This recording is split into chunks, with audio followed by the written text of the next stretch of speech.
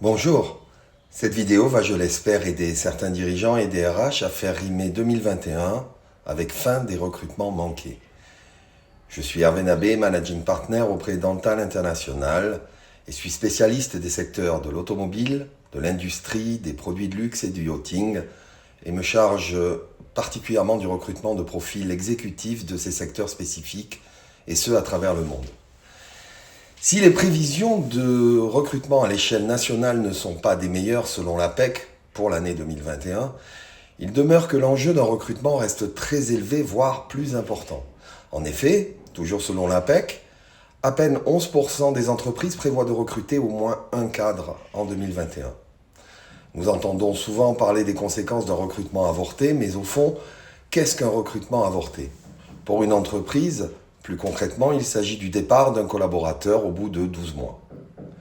Ainsi, la réussite d'un recrutement tiendra compte de la validation de la période d'essai, de sa motivation à rester et de la confirmation de la validation des objectifs.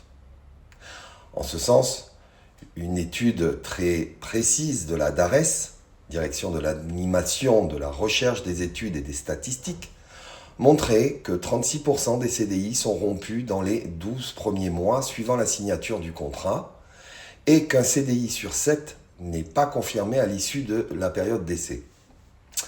D'ailleurs, on retrouve généralement dans les causes de l'échec d'un recrutement un mauvais process de recrutement.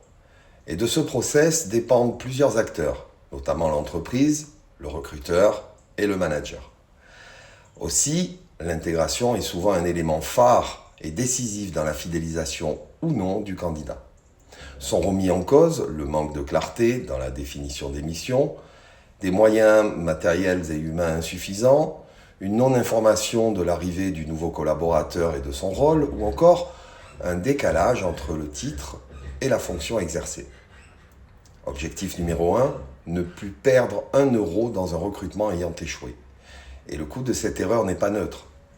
En effet, le montant de la facture comprend les coûts salariaux RH et ceux liés à toute l'administration autour de l'embauche, l'intégration, les salaires, les formations, les coûts de rupture. Sans oublier celui du nouveau recrutement. Et c'est sans compter le moral des troupes fortement impacté.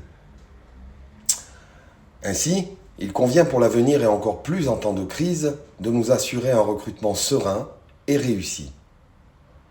Il est d'habitude compliqué de supporter ce genre d'erreur de casting. Aujourd'hui, ce serait carrément déraisonnable. Aussi, soyez accompagnés.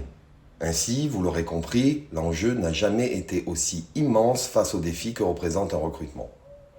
Plus qu'une question de temps, c'est aussi une question d'argent. Pour cela, faites appel à un œil extérieur et expert, capable de cibler les meilleurs talents en toute objectivité et disposant d'un large panel de candidats de qualité.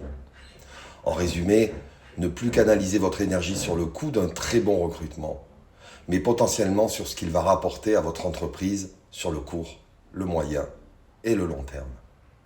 Je vous remercie d'avoir écouté cette vidéo. Prenez soin de vous.